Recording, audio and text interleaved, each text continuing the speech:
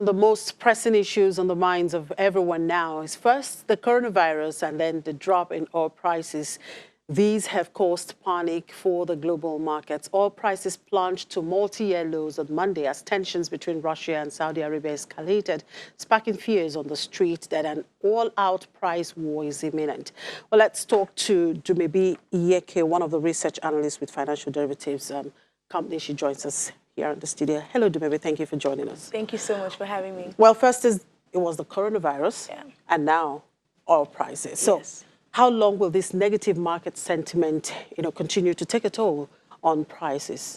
The coronavirus has negatively impacted the global markets, and we're seeing the ripple effects in oil prices that have drastically declined. We've seen stock markets trend on a very bearish note, and even other major commodities like corn, wheat have also declined.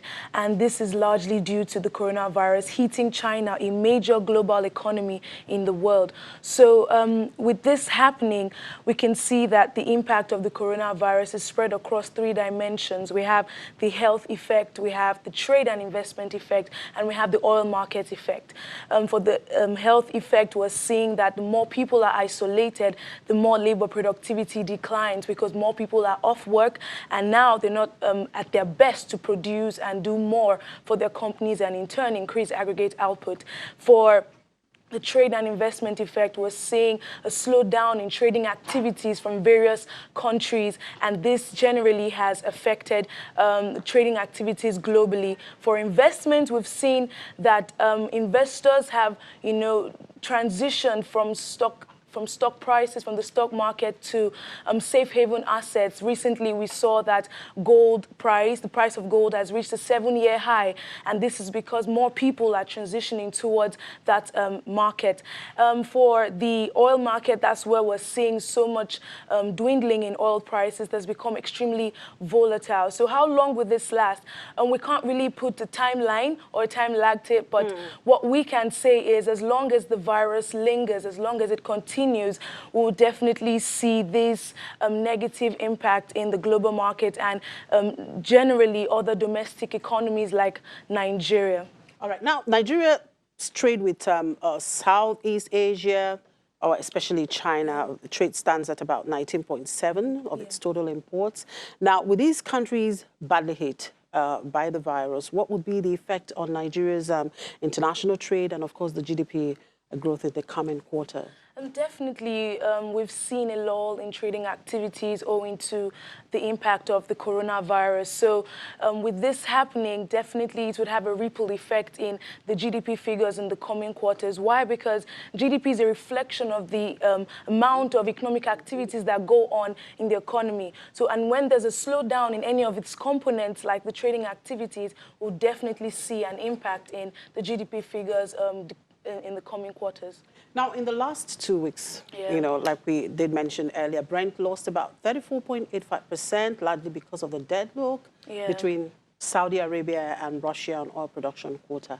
Now, is the price of oil going to fall further? Well, today we saw the price, coming up a little bit, recovery, but it's still a volatile market at the moment.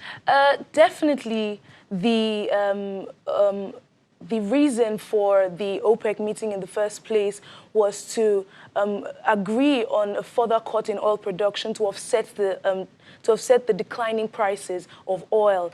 And there's a discord between two major oil-producing countries, and this, caused oil prices to crash to about 31% over the weekend, to $31 per barrel rather over the weekend.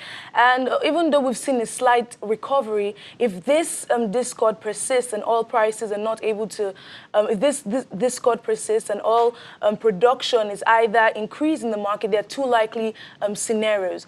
If the discord persists and oil prices, or rather oil production, increases in the market by these two countries, we could see that other oil-producing countries could increase production and oil prices would go down further.